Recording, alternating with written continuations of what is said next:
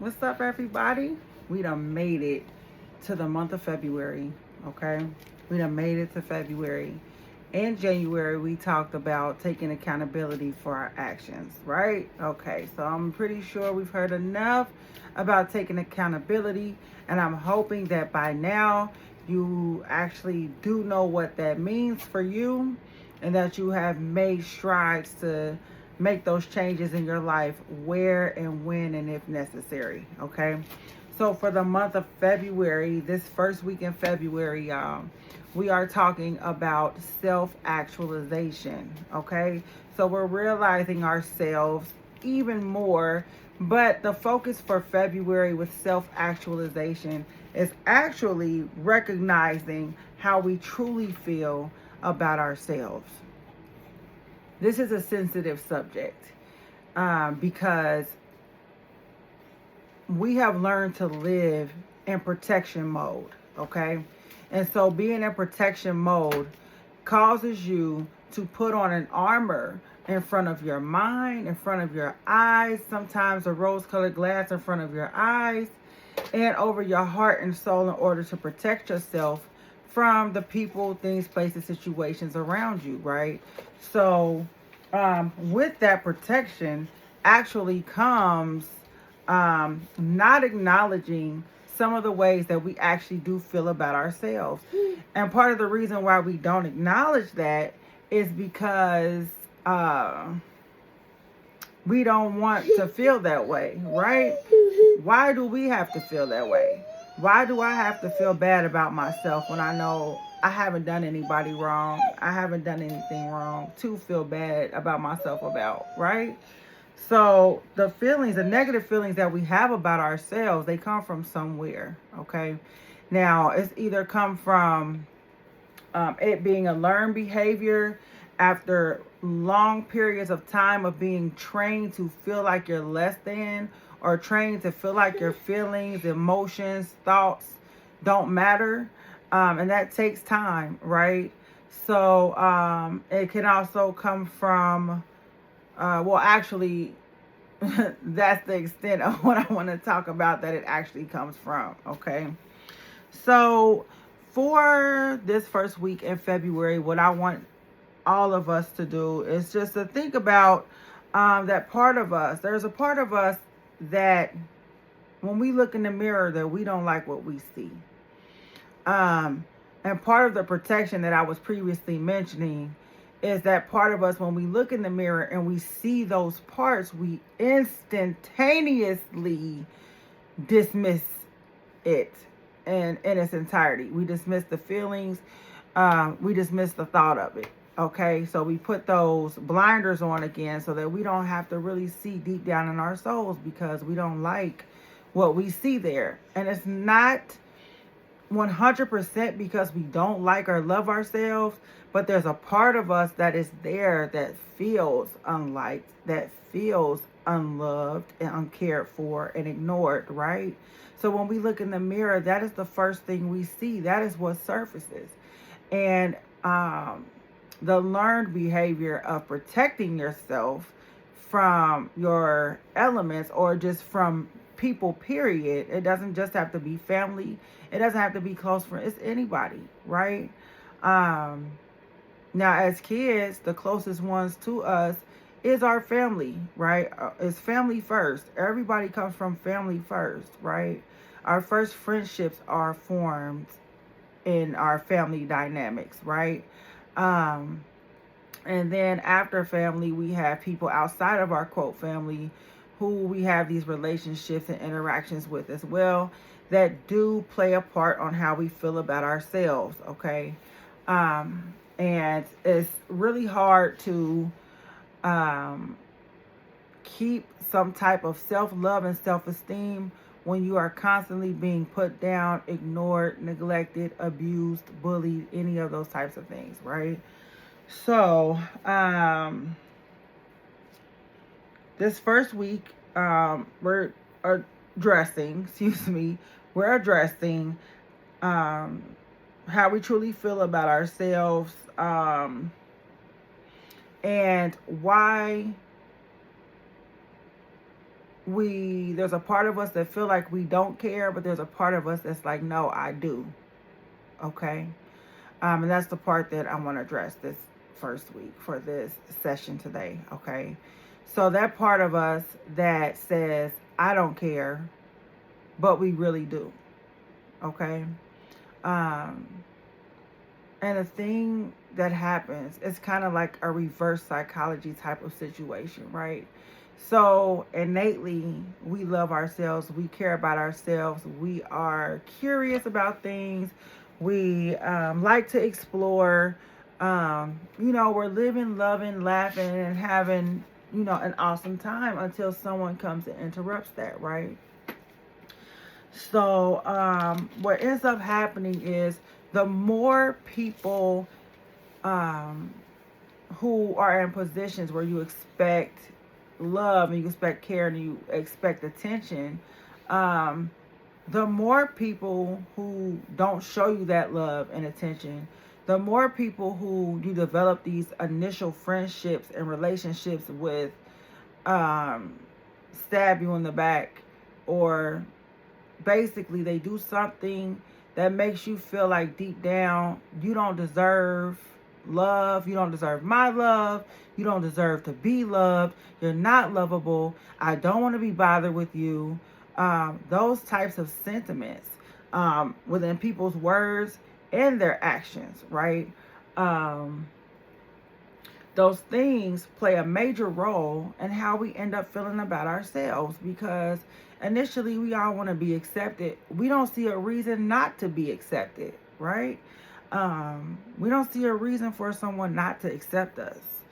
And I'm certain that everybody experiences this in childhood. We don't have those barriers initially as a child where we say, I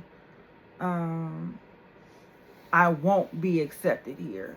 That at that point you've gotten into a shell, and a lot of things have happened, before that thought process starts to take place. Okay, so one of the reasons why we will feel like we don't care, it's like, oh, I don't care anymore. And the reality is that you care so much, right? And what ends up happening, what I was talking about, the kind of like the reverse psychology type, not exactly, but is when that inner part of you that's been hurt, neglected, abused, backstabbed, turned against, turned away from time and time again, that part of you kind of surfaces, right? And the care that you were not receiving, now you are projecting that onto yourself and saying, I don't care, if that makes sense, okay? It's a tug of war, and it's a hard thing to deal with when you feel like, I don't care. When you look in the mirror, you have those private conversations with yourself when you're in that place of hurt. It's difficult because you know deep down that you actually do care. In some circumstances, I know I did experience where I felt like I didn't care, and in retrospect, I allowed that to take precedence over the part of me that did care, right? It's very hard to develop that part that cares if you keep experiencing situations where people show you how much they don't care, if that makes sense. Okay. So what takes precedence, as I was saying, is the part of you that says, I don't care. So now you're walking around in your life kind of forlorn and sad, and in essence unhealed from some things, because for one, you don't have anywhere to turn to about it, and for two, initially, especially as a kid or a young adult, a teenager, it's hard for you to deal with those types of feelings on your own. Okay. So I also feel like it's important for everyone who is on this journey. I feel like it's important for everybody to keep some type of journal. Like I have this little notebook right here. I got it from Dollar Tree. It's small. It's not saying, hey, I'm writing a journal. It's not saying, because sometimes it's hard for people to start journaling. I know people say journal, journal, journal, diary, diary, diary, whatever you want to call it. But sometimes journaling is not easy for a person to just sit down and start the journal because they don't know where to start, right? And they don't understand how to process their feelings when they first initially start the journal. Journaling is a process, okay? I know I've experienced people who have told me to journal, and this was years ago. And I would write my thoughts down sometimes. I used to do a lot of poetry in high school. When I was a teenager, I did a lot of poetry. Most of the people that I did my poetry for was family. And then that kind of died off because it was just kind of like nobody wanted to hear it anymore, I guess, or what have you. But anyway, so journaling is not easy for everybody to just start and do. And it's not for anybody to be mad at someone who they've told to start journaling, who is saying, I can't do that, I don't want to do that, what's the point in doing that? If you don't have an answer to those questions, then you cannot expect that person to understand the value in actually being able to journal, okay? It took me a long time to be able to properly journal, because sometimes we sit and we jot down these feelings or ideas that we have in our heads, and we put it on paper, and it's not coming from a place of peace. So once it hits that paper, it's doing nothing. It's not going anywhere. It's just still sitting there. It's still stagnant energy that needs to be dealt with and alchemized, pretty much, right? It needs to be neutralized, okay, and turned into something positive for you. All right. So with that being said, I hope everybody is keeping, even if you just keep a piece of paper, if you want to jot down the notes.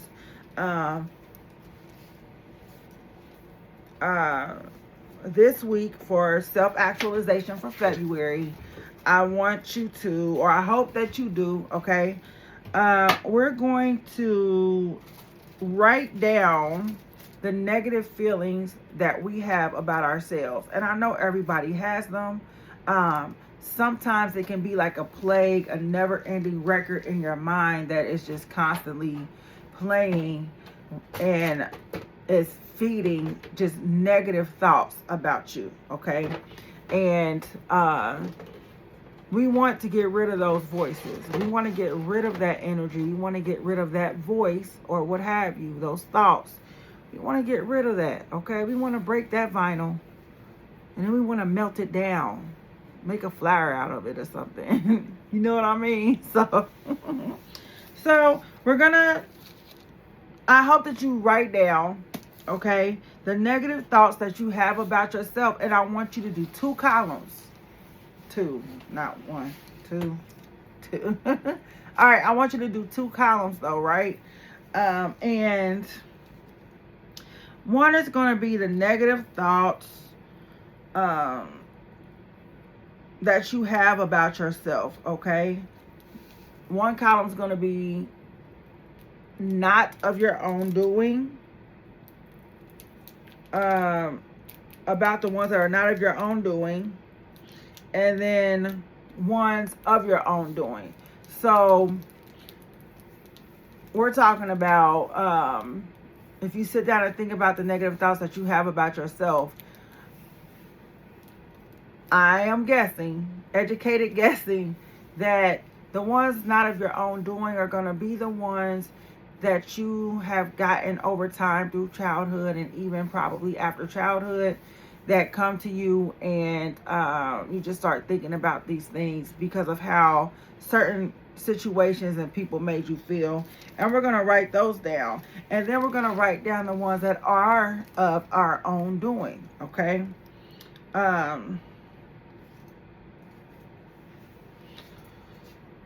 Now,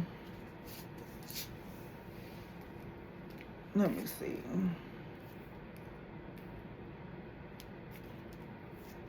All right, so with the ones that are, excuse me for that was a long pause, I'm sorry. But with the ones that are not of your own doing, or quote, not in your control, okay? Um, they can be difficult to live with, right? Um, and even more difficult to try and overcome, okay? And these were the circumstances that were out of your control that had you feeling bad about yourself, okay? And then the ones in your own control, right?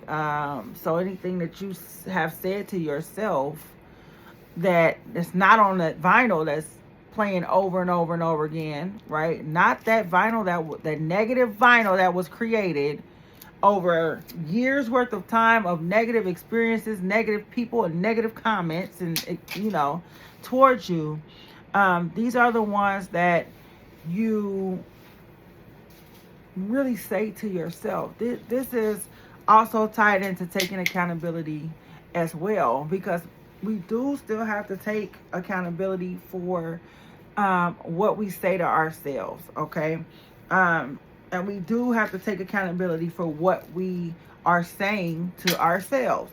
So it's kind of like, I don't want to call it a fight with yourself, but because these negative seeds have been planted in you, it feels like a fight with yourself. And it is a fight with yourself, but not in a sense where you're trying to beat oneself, if that makes sense, okay?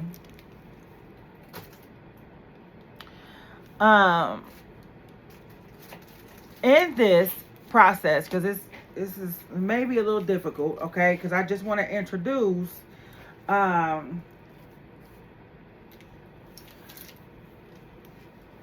once you really sit down with yourself and start thinking about how you really feel about yourself, and negative things, thoughts, and that you have about yourself, the ones that are or were or are out of your control, and the ones that are, you're going to realize that I want you to start thinking about this boy just keep handing me suckers. I really want you to start thinking about what it means to move toward self-forgiveness. I'm not recording this. It's been 17 minutes. So this is a jam-packed first week for February. At any rate, I'm still excited, and we all should be excited. You all should be excited because it's still on a journey to your transformation, elevation, more self-love. And so just to recap for this week of February, which may roll into next week, okay? With this, I'm going to say again, grab a journal, grab a piece of paper, write down the negative thoughts that you have about yourself.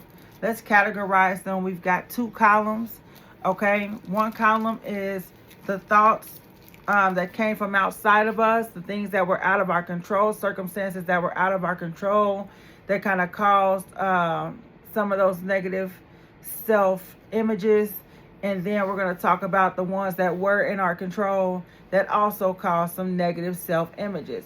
They all tie into each other, of course. But like I said, we take accountability for our actions, even our thoughts, okay? So we can move towards self-forgiveness when it comes to how we have felt about ourselves, and then when you get older, you feel like you feel that sense of responsibility of self, as you should. So, and part of self-forgiveness is understanding that there were times in your life when you could not better control how it was that you felt about yourself, okay? Which created a pattern of thoughts, of thought processes, actually, okay? And then, so week 2 for February, Valentine's Day is next week.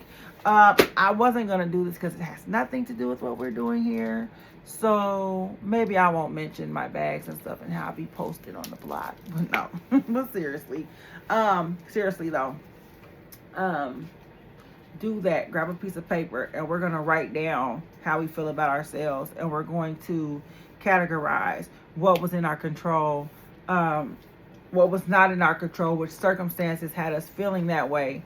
And what is in our control, move towards some self-forgiveness, okay? Most importantly, self-forgiveness. That is a hard thing to do. It's a hard thing to get over ego. And self-forgiveness is not making excuses. It's not a hard thing either.